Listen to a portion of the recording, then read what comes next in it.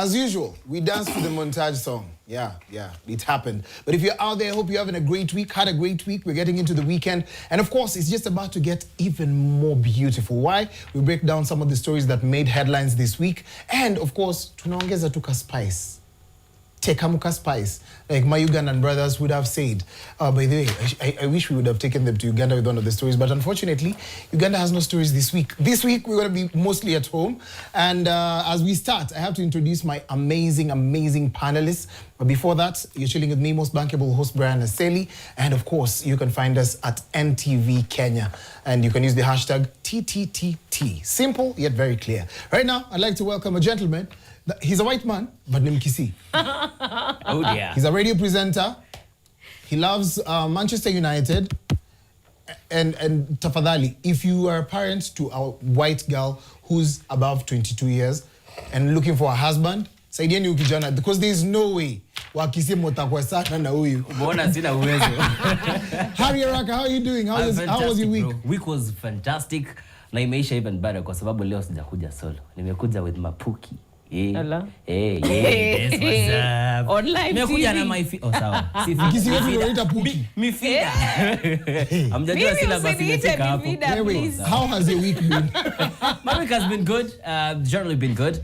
I can't say much. It's been quiet, and I hope the weekend will explode. Okay. Yes. So. Karibu sana this week. Nani mwingine yuko hapo hivyo? Kuna msichana mrembo. Set it, pick up. Every time you see her, she's wearing a set. Wink, we'll tell you one day about it. She's a businesswoman. She's amazing. Radio presenter. Na ni Mkisi. Once again, hii show imesaidia Wakisi sana. Imesaidia Wakisi sana. Nyanduko nyabuto otakwe sana. Biore mwana minto. Aseli, by the way, you need to stop. At least when someone needs to stop Aseli. Because Nani Mkisi is not part of my description. Yeah. I know Mimi ni Mkisi, like Aseli makes it be part of the things that I do. Yeah. My week has been interesting. It has been a roller coaster. I cannot say it has been a very good week. I can also not say it was a bad week. Imekuwa tu an interesting week. But baseline ni kwamba wameniambia nikule ama nitapotea. It's like I'm about to be extinct. So I should eat more so that I become Cindy size. That is the standard. Wow. Yeah. Cindy's already throwing gang signs. But you already know, just like any other long-serving sitting president, she's not going to give her seat to anyone. No way, no way. She's still here. Cindy 10 term. Yes. She's doing her 4th term on this show. And she's not going anywhere. Presenters have come and left. But Cindy is here to stay. Cindy, I hope you had a beautiful week. Cindy Ragoi is amazing. I love your opinions on this show. How are you doing and how was your week? I'm doing well. By virtue of us sharing the same air in studio, it means you're all going to be sick like me. Oh, God. So enjoy the sufferation. Yeah. You're saddest, eh? Yeah. Now, by the way, homa yangu imetoka CBC, so you just know it is pure, unadulterated flu. Ako kanakuanga kasafi, pure grade. Inakwanga pure breed. Hybrid homa. Yeah. That's why, apart from the homa, all has been well. And I'm a jango. Yeah. Since we are just throwing it out there. Actually, since we're doing it. I'm a River Lake Nylon. Tuko tu watu wawili hapa na Wakisi wawili. Wow. Yeah. I'm just saying, all right, let's kickstart the show. One of these stories that captured my attention is by an amazing lady known as Skai Jackson. She's a Hollywood star. And this time around, she decided to do, those innocent interviews. How was your experience in Kenya? She goes and does a response and says, Kenya is so good, but they don't have mirrors. Like alisema hatuna vio. So most people don't know how they look like because we do not have mirrors. That was one of the things that she said. Wakenya ni wakina nani? TikTok, Facebook, Instagram, jab after jab after jab. Mpaka akaamua kwenda pale, clear the air and giving us a broader picture about her intention. And that's how Kenyans respond. Mention us, you better come correct. I don't know how you'd like to receive this story or how you receive this story. And of course, her giving an immediate apology. How does that make you feel, Cindy? Nimembe tuko na clip. So let's check it out. Okay. To feature there's people in the world who they have so much less than us, but they're so happy. Yes, like when I went to Africa, that's why I loved it. I went to Kenya, and down there, it made me so sad but happy at the same time. So like down there, mirrors are very expensive. So a lot of people don't know what they look like. So when I went to this school, it was like this little village. It was so cute. A lot of the kids did not know what they looked like. So for the first time, they saw what they looked like on my phone, and they were like laughing, and they were so happy. But honestly, I mean, of course, it's unfortunate they can't like afford mirrors, but then it makes me look at it differently. Like, at least they're not insecure about themselves because they don't know what they look like, and then they're not probably bullying. First of all, she said they're very expensive, and I'm vile mnakaa watu wangu. Ganiji glass mat is like, what the hell? Yes. Cindy, what do you have to say about this? By the way, Changiad on the online hate, I do not waste time on social media. And I was like, it's really bad to propagate the stereotype, especially as an African American, because when Burna Boy was receiving the BET award, he wasn't in the room. The mom received the award. And after thanking everyone, she told everyone in the room, and African Americans need to know this. Remember, you are Africans before you are anything else. Propagating this stereotype as an African American is very sad, because you should be our ambassadors, you should be our champions. Imagine you came from us. So it's not the most obnoxious thing I've had. Sadly, I have had worse. But for it to come from somebody who's a descendant of the soil, even though distant, is really annoying. So me, I like that she went and apologized the next day, but other media houses picked it up and it's still trending, just to remind her and her ilk that her foolishness should remain in the circumference of her head. Wait, what? Wait. Yeah. Yani wetu make kizungu kusema mtu ni mjinga. Yeah. You are not fair. Thank God it sounds nice. You and Harry should never be friends. What do you have to say about this? Nilisema uko on radio, I'm going to say it again. There's a teacher in my high school who used to say, even a fool seems wise when they are silent. When you open your mouth, you remove all doubt. And now we know that she's not the smartest tool in Oh God, guys. Because I'm But she isn't. Unajua ule alikuja hii country, JKA is not the best, si ndio? Lakini hiyo JKA iko na vio ngapi before atoke afike that small village in Kenya that people have never seen themselves. Cheki, if you are addressing Kenyans, you come correct, because we do not relent. We will come at you with everything we got. That's because everything is stressing us. Oh, small opportunity like this. We need an outlet. Skai Jackson, you will see fire.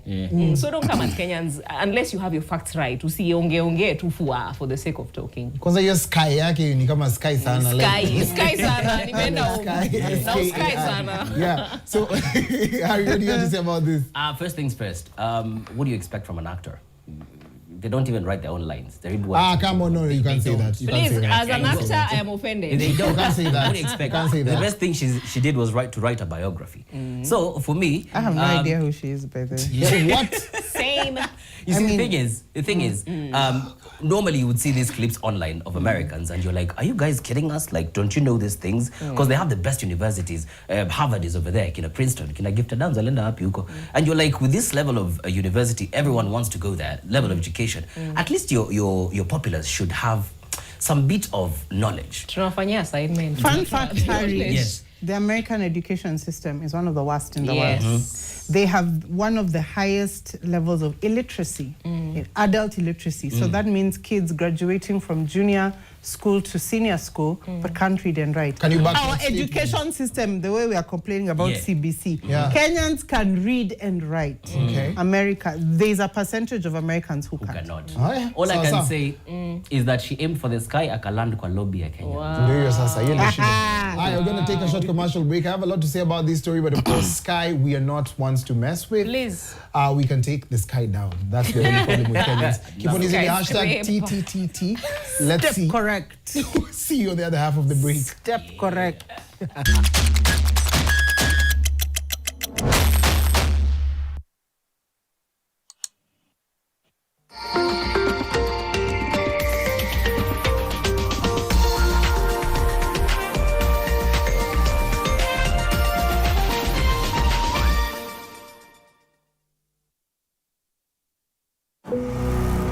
Oh. You feel that? Feel what? The crash zone. Crash what? The crash zone. It builds suspense, uncovers evidence, foreshadows danger,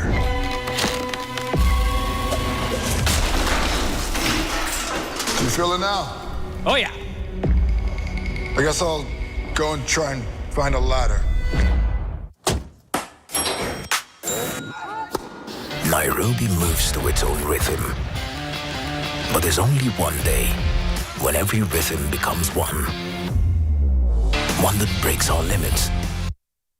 One that keeps us going beyond the finish line. And it starts with a single step. Register now for the 2026 Standard Chartered Nairobi Marathon. Now is your time.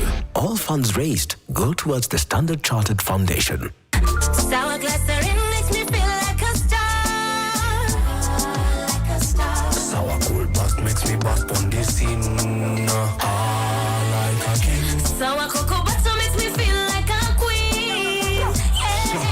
Yeah. Sour give me hydration boost all day, yes. Sour smooth, sour fresh. Usikum chana glow, be less stress. Sour smooth, sour fresh. Nico sete, Nico fine, Nico best. Join us on July 26th for the USIU Africa Half Marathon, where every kilometer you run goes towards making quality education accessible to all. USIU Africa, education to take you places. Watch the marathon live on NTV on 26th July from 6:30 a.m. Umekaa tu pale unangoja nishone peke yangu alafu niweke ndio nikwe kwa boti. Hakuna hiyo. Welcome to Nyandiwa, Homa Bay County, Upper Suba Territory. This isn't just fishing, it's an entire way of life forged in folklore and survival. Babu yetu boy alifunga hizo kutoka Uganda, aliua kabaka juju. Alimuua. Kama kufuri niambie nikupeleke paka mahali alifika. Si tunaenda? Fine. From legends in the crushing waves. Alikuwa anavua samaki. Wakati wa kwenda kufukua vile za wakapata mwanamke. Akamchukua kaya naye. To ancestral recipes passed down through generations. Ugali ya kunde. Ugali ya kunde. Pindi. Mokimo ni Kikuyu. Can you believe that? Deep culture, bold flavors. Unataka kama nyama ni samaki. Kwa sababu jina lako yote ni flesh. Kwenda kwa kizungu ni flesh. Nyama pia ni flesh. This is Foods of Kenya. Join the Meru University Mount Kenya Mountain Run on 5th September 2026 and be part of a movement transforming lives. Run with a purpose. Run with Must. Register today at mountainrun.must.ac.ke. You feel that? The crash zone. Crash what? The crash zone. It builds suspense, uncovers evidence, foreshadows danger. You feel it now? Oh, yeah. I guess I'll go and try and find a ladder.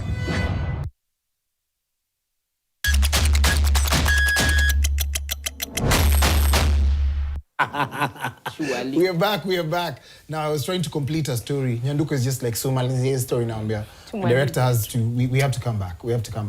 But then, because you're talking about stories, I hope that you're having a great week. What are some of the stories you'd like to see on air? And of course, just kuwakumbusha tu. You're chilling with me, most bankable host Brian Aseli. And of course, kuna watu wa amazing sana. Kuna Nyanduko, kuna Hari, alafu pia kuna Cindy Ragoy.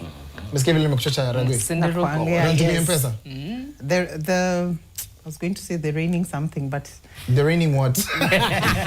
Heavyweight champion. At the heavyweight champion. I was going to say that. You read my mind and I was like, this will come back to bite me. Yes, the reigning heavyweight. A good friend of mine called Aseka is asking me, Leo amna maziwa? Tutarudi. We will be back. So let's go on to the next story. And the end man. Let's go on to the next story. So a viral parenting, that's a parenting video, has ignited heated debate after a mother was seen threatening to burn her child as punishment. Now, the clip sparked outrage online, with many calling it emotional abuse, while others argued it was simply a frustrated parent disciplining her child. Now, the mother has since released another video insisting that she never intended to harm her son and that the clip was misunderstood. Misunderstood. And she misunderstood. So she says she's a responsible parent whose older children have grown up well. And the big question is, where do we draw the line between discipline and abuse? Does context change how we should judge a parent's actions? Because mimi honestly, Mama Brian na Joe na waji kitu ulini Rwanda ulini Tandrika. You dealt with me, unaona? So I don't know about you guys. What's in the space of cruelty and what's in the space for a little bit more discipline? So wacha tuangalize clip 1 of the apology and how she was disciplining her child. Disciplining.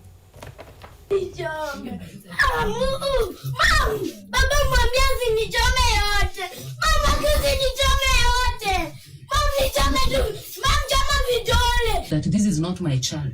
I want to tell the media that, I want to appeal to Kenyans that this is my child, and he's in grade 4.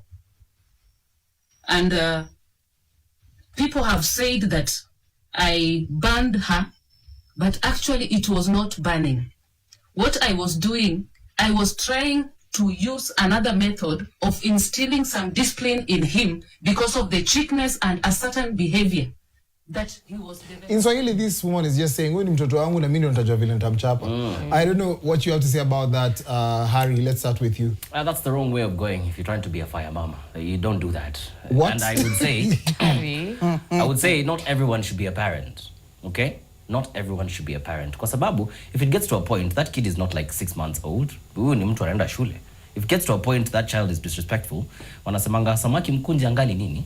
Mbichi. Yeah, angali mbichi. Yeah, he's still mbichi, lakini he wouldn't have gotten to that point, or that child wouldn't have gone to that point if the discipline you want to instill in them will come up your values beforehand. Discipline goes hand in hand with values. What are your values? And are they according to is it religion? Is it the community around? Is it your own personal preferences? Lakini, as a parent, you have the responsibility to nurture a child, okay? To nurture a human being. Kwa sababu they'll not be a child forever. This is how you get scarred people who come and do things later on. So, for me, that is not the proper way of doing it. And I know wazazi wengi wanasemanga, mtoto mwafrika bila kiboko hawezi sikia, but I'm like, has that helped? Has that really helped? Yes, mnasema ati kuongelesha isaidi, but you are a parent. You're not just anyone. You find a way of dealing with your child and making sure they grow up responsibly. That's all I can say for now. Nyanduko, talk to us. For me, it's how she even had the audacity to do a second video that she's appealing to the media. Unajua, what broke my heart in that whole story ni venye mtoto anasema mami choma vidole. It's like, it's something that happens in that household. Alafu coming with a child on camera to say, this is my child, I have another one in university, you can see his fingers, that was not paraffin on his hands, it was water, if I had put paraffin. So she knows all these things that ingewaka yote. That is emotional abuse. That is no way to raise a child, however cheeky. If you cannot properly punish a child, then you have no business being a parent, you have no business raising a child, because you're instilling traumas in these kids, and those are the same people who are going to traumatize people when they're older. They're coming out here to be very messy people, very, very bad people to other human beings, because they think that is how human beings should be treated. If at all she insists that it is a way of punishing her child, then she needs to understand that she's not raising a proper member of society. She's raising a very traumatized kid who is going to traumatize other people even worse. I would like to hear what Cindy would say about this. Because honestly, I'm hearing you guys talking. I'm like, most of the African kids have gone through it. They don't have children. A little bit on the extreme. Listen, what is the dad even doing? Listen. A little bit on the extreme. Yeah, you'd say Majimoto, Kidogo. A little bit on the extreme. But I'm just like, I don't think the government should come in between you and trying to discipline your child. Yeah. Not unless it's, something that can actually really destroy that child psychologically. What? And of course, apart from that, also physically. Cindy, talk to me. I have 3 boys. One is 15, another one is turning 8 next week, and I have a 6-year-old. Children, especially boys, are very cheeky. In my house, it's my way or the highway. That's why I know I keep sanity. I spank my children. I don't beat. There's a difference. I spank my children. I yell at my kids. I don't abuse. I yell, wewe! Wewe! And you cannot be an African mom without saying wewe. Orabu goi. Ama usicheze na mimi. Unajua mimi ni nani? Threats. And if you're watching Paul and Thomas, it's bedtime, please. Switch off the TV. What? I will switch off this TV. However, having been raised by a River Lake Nilot, who had to raise 10 children, still go to work, and still do a business, I understand the frustration that can come when a mother is trying the level best she can to discipline a child, but the child is going the other way. Somebody said, why is the dad quiet? Yeah. You know, he's just there, and probably the dad will show ingia hii picha ndio watu wajue. All the videos, by the way. Watu wajue mimi sio single mother. It helps for this generation and those coming. It helps if you marry somebody who helps you raise the children. It takes the load off. True. Emotional load on women. You know me, I used to judge and say, until I got into the mix. Raising children, what it does to your body, what it does to your hormones, what it does to your balance. On top of it, all the other stuff you have to bear. There is an emotional load that can be too much. And yes, what she's doing is very extreme. You don't ban kids. There's another lady who was caught by this guy, Morori or whatever. Yes, Osiria. Yes. Those ones we're not even going to talk about. Yeah. But until you have children, until you have to bear the load that she's loading, until you put yourself in her shoes, achana na yeye. Let's just say, yes, usichome mtoto, usichome, usiwadini na kamba or electric cord, any form of self-harm. Don't beat your kids, but discipline them. Just this week, the same exact way that we got to hear about this story through a viral clip is the same way we got to hear about that story that Mosiria came about with. And that kid was really scarred. That was horrible. And even that mother did not seem remorseful. She wasn't. This one, at least she cared enough to come and say.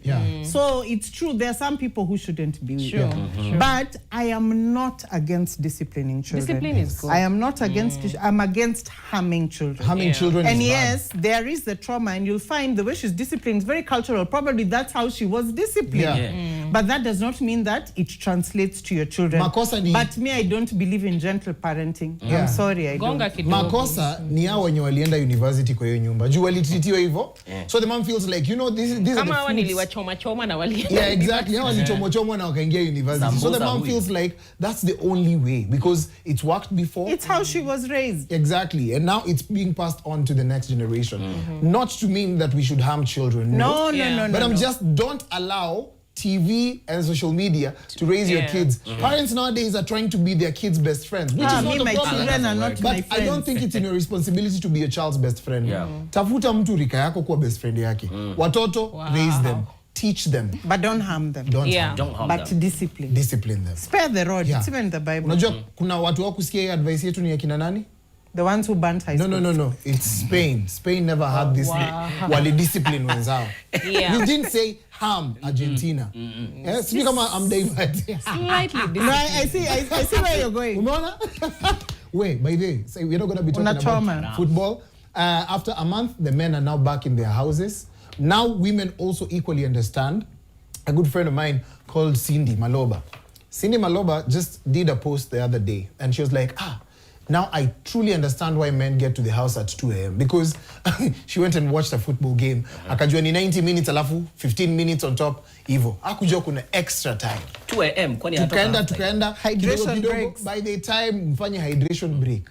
By the time watu wana celebrate work round. By the time muna drop your friends inakuwa 2 a.m. So women generally stop blaming their men because of whatever happened during the World Cup.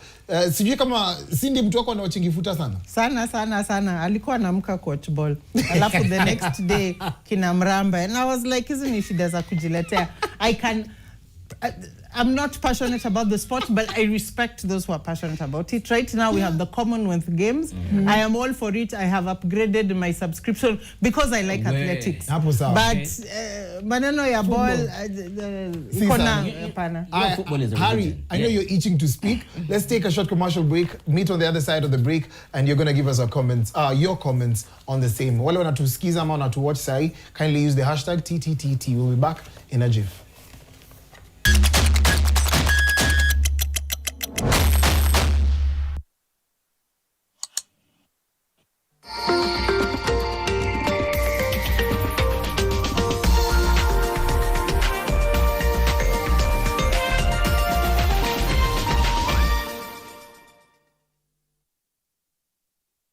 Enjoy modern facilities, practical training, affordable fees, and comfortable hostels. September admissions ongoing. Visit us today or call 0734 444 005. Lukenya College, transforming the future through training and innovation.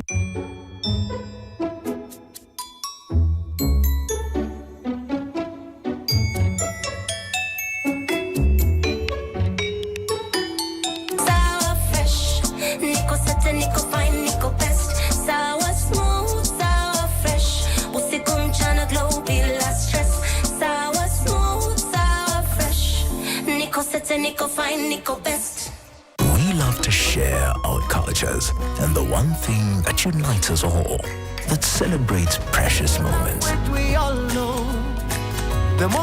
nurtures our Kenyan spirit, welcomes, and even inspires. Our language does all of this and more. The more the milk, the better the chai. Chai kweli ina Brookside Dairy Best.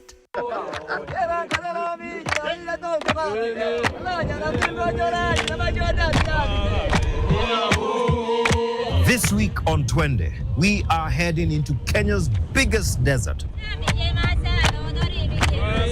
A place where life survives against all odds. As far as the eye can see, you hausikii boda. If it's not for our causes, nothing, it's just the wind. If you want a proper reset, this is the place to come. We discover why parts of this desert appear white as snow. And we visit the oases that make life possible in one of Kenya's harshest environments. Travel with us through the expansive county, only on NTV. From signature brews to world-class cocktails, our barista and mixology courses turn your passion into skills employers look for every single day. Amboseli Institute, where intentionality builds impact and credibility that gets you hired.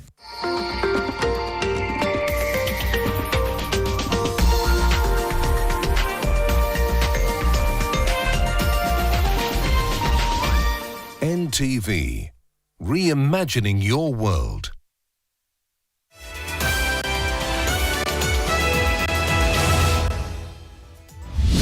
Tonight,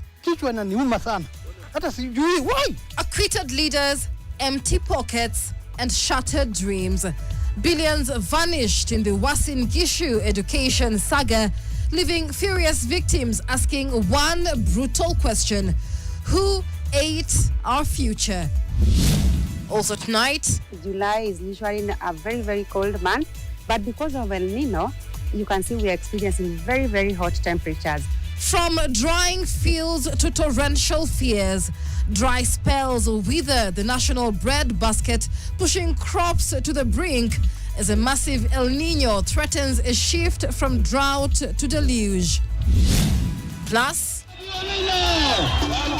Edwin Sifuna surges past opposition heavyweights in the latest TIFA poll, positioning himself as President Ruto's top challenger. But the 2027 race remains anybody's game. And sasa hii ndio nalisha nayo watoto, ndio nasomesha nayo watoto. Eking out raw survival from selling omena, hundreds of vulnerable women forge an economic empire.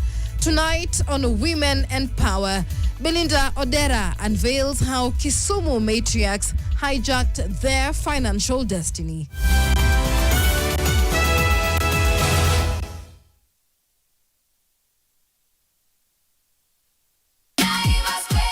Ni kwetu, ni kwetu, hey. Mtu family, twende. Freshness, choice na value tele. Naivas saves you money every day. Naivas kwetu, Naivas kwetu. Ni kwetu, hey. Ni kwetu, hey. Mtu family, twende, hey. Freshness, choice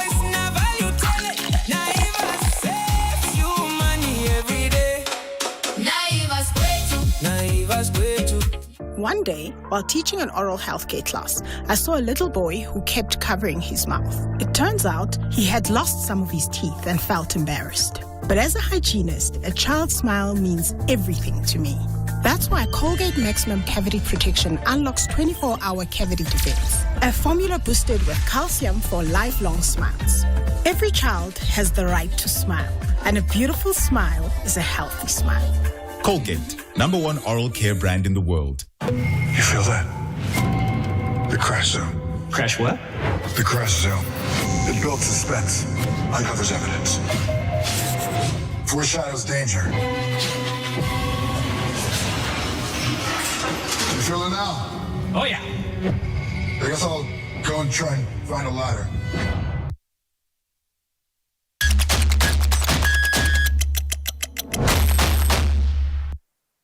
We are back, and of course the best show in Africa continues. Trendsetters it is, #TTTT with me, most bankable host Brian Aseli. Of course, my panelists in the house right now, the ever amazing Cindy Regoy. Yes. Yes, huyo kizungu yake imeenda Harvard ikarudi na wakawafunza. Ni hapa wayaki wetu. Ni wayaki wetu.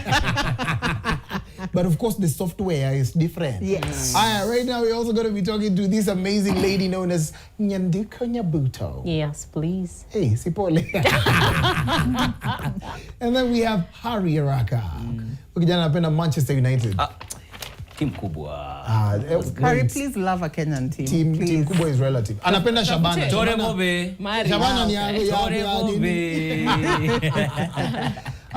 Cindy is saying that there's no news here because content creator King Kalala broke the internet just the other day after revealing that she's pregnant. Known for her bold personality and outspoken views on relationships and motherhood, many fans never saw this coming.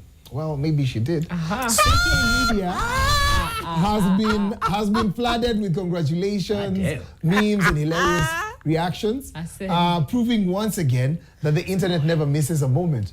Why are we so invested in celebrities' personal lives? Because it's crazy. So is it harmless fun, or do we sometimes cross the line? Let's check out the clip and how she did the baby reveal. No, the bump reveal.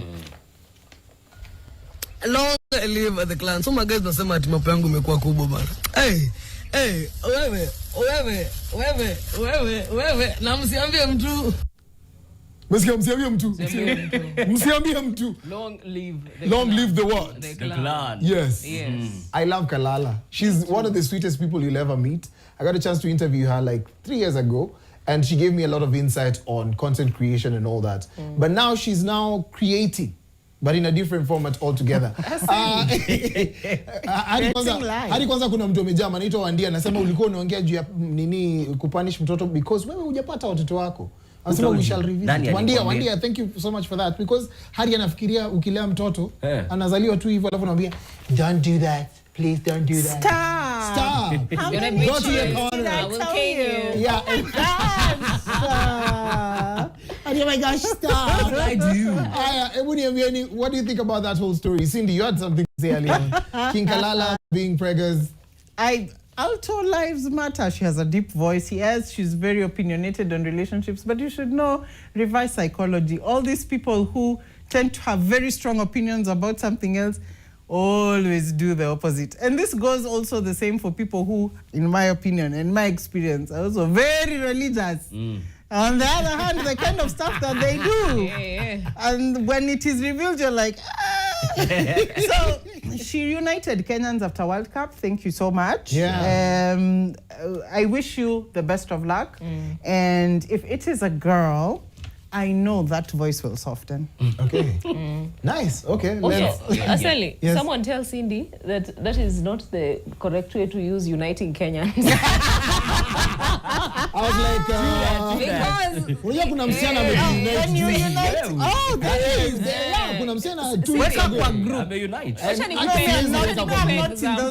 For example, what Kalala has done is not uniting Kenyans. But there's another content creator that united Kenyans. So uniting means when your information, private matters spill over. then we come for the sake. We come to review your private videos. Because Kenyans will watch those videos and they will share the videes. And you'll see even people selling those videos and saying, Niko na ile latest. Can we go on commercial break real quick? But then walikuwa na tao, by the way. Would you be about history of King Kalala? Unajua, she's King Kalala to a lot of us. She's Prudence to someone else. Hey. She's babe to someone else. You know, she's Prudence, she's babe, she's bae to someone else. Yeah. So there is honestly no news there. So are we crossing a line every time a celebrity goes to something that's really normal and ordinary? Yes. Then we seem to overstep and throw in hilarious comments and sometimes even just bashing the person. Feel the offer the content they have offered us. Let's stick to that. Anything else they want to do with their personal life, that is personal. You know, I honestly don't see news there. She's pregnant. Congratulations, Prudence. All the best. You know, she's a public figure. Yeah. So people will be interested in what she says or does, or she uploads. And she had been silent for a while. Alikuwa deep in and out, but she came back with a bang. Anyways, all I can say is congratulations to them, I guess. We had already seen the nose. Wafanye mambo yao. Come on, nobody knows what goes on behind the scenes. They say it takes a village to raise a child, but it takes a clan to make a land. And she has her own clan. It takes a clan to make another. That statement is so wrong, bro. It takes a clan to raise one. Clan. The clan will live long now. I mean, there's guys, get with it. Okay, come on. You're overstepping. Congratulations, King Kalala. That's all we have to say. But she's a dope human being. And of course, Najua, that kid will be. Fanya makosa.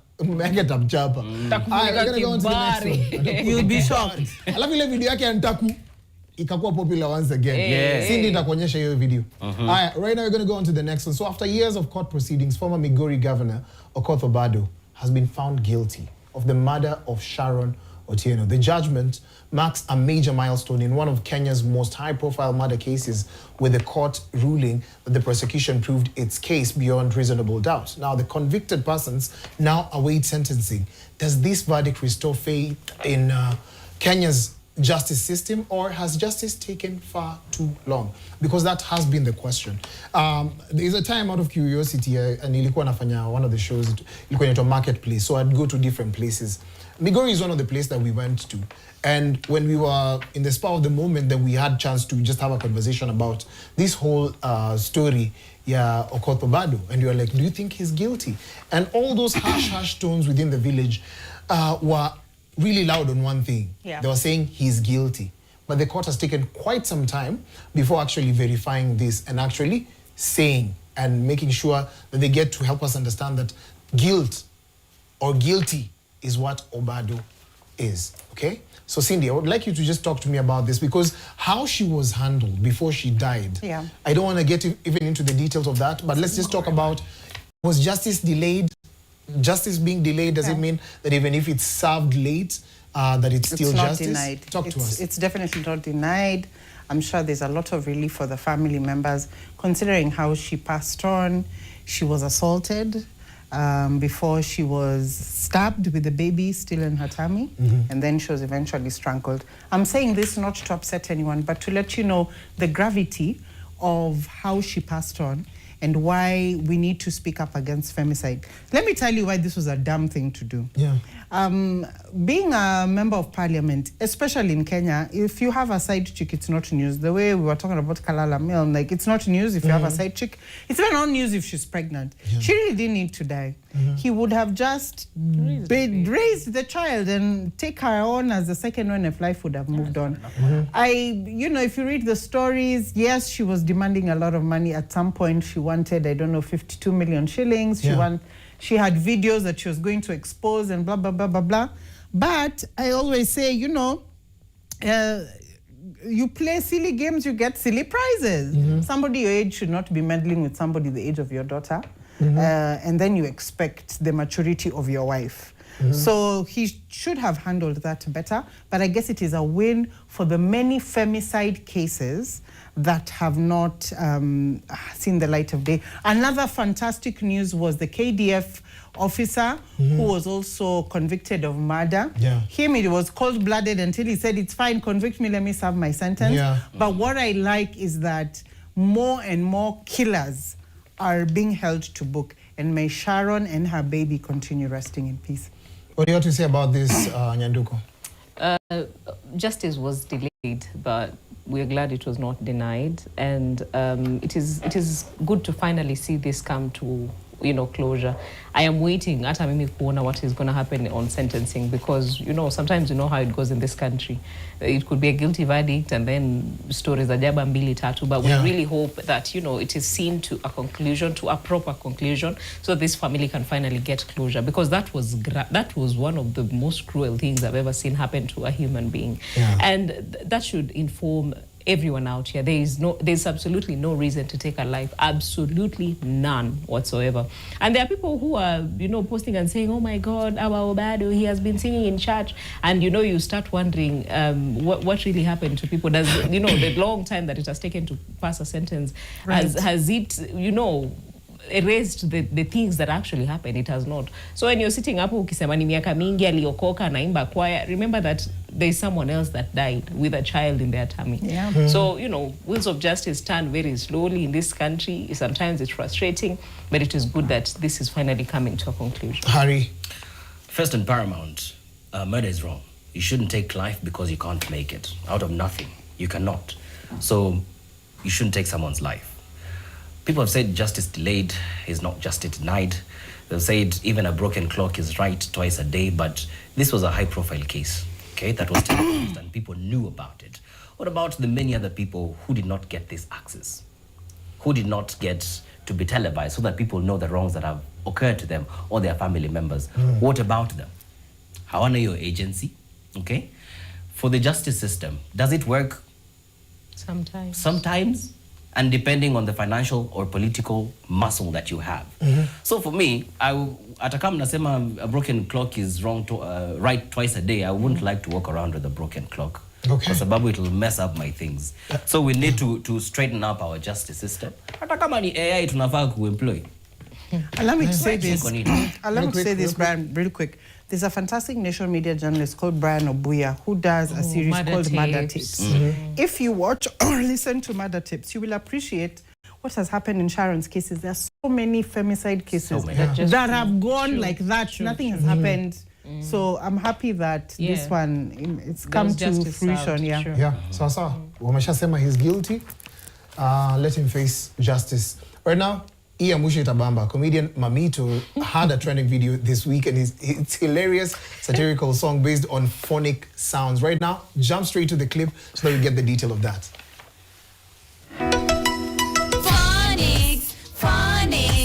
Phonics songs. Phonics songs. A, abduction. R, B, bribe. C, corruption. D, debt. E, Ebola. Ooh. F, finance bill. G, Gen Z, jobless. H, hustler. I, insecurity. J, Jabba, juice. K, Kasongo. L, land grabbing. Ooh. M, mandamano. Ooh. N, January, ja. O, opposition. Ooh. P, poteza watoto. Q, quiver, state house, flat roof. R, rig, election, fungua saba. S, serikali, saidia. T, tear gas, kwa macho. U, uongo, kila wiki. V, vurugu, challenge. W, one time, siaka. X, xenophobia. Y, Yesu saidia. Z, zukisha mafuta. Phonics songs. Phonics songs. Phonics sound. Phonics sound. And Mamito, amazing. Man, so what do you have to say about that? What letter stood out for you guys? Hey, Mungu's idea. Mungu's idea, because in as much as it's funny, it is also sad that it is true. Mimi naona lawyer wa Mamito anakuanga tu on standby. Ajui ni nini Mamito atafanya next. Na kwa tu zile za what has she released now? You know, as much as we are finding it, you know, funny and all that, we as Kenyans relate to most of those things. We understand the pain that comes with all those things. They are sad, but also I think we've gotten to a point where we can make fun of our misery. And maybe it's a coping mechanism. Maybe it's just us being Kenyans.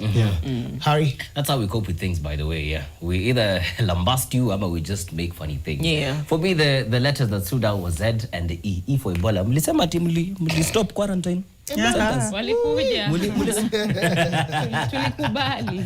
Tumekubali hiyo story. Zukisha mafuta. Big up Mamito, man. Yeah, it would be Sydney. What do you like abduction. I love Mamito. I love this generation. I love how we're going into the election period. Let's keep it going. Because, you know, I always call it silly season. If you see the kind of things that politicians are doing, we can match their silliness as well. So wacha tumalize hii show. You catch the news later on Friday night rave. Thank you so much, guys, for being such a sport. But we have to finish in style. Phonics sound. TTTT. Phonics. Bongo, saidia. Zukiza.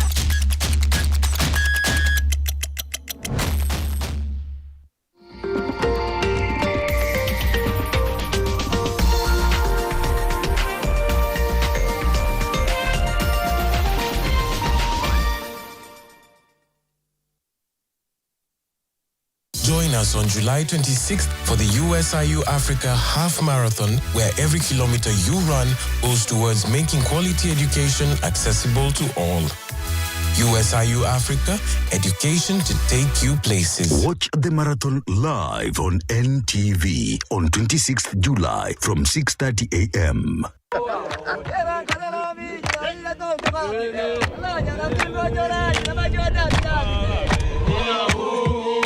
This week on Twende, we are heading into Kenya's biggest desert.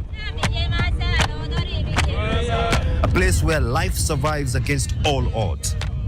As far as the eye can see, you Boda. If it's not for our car,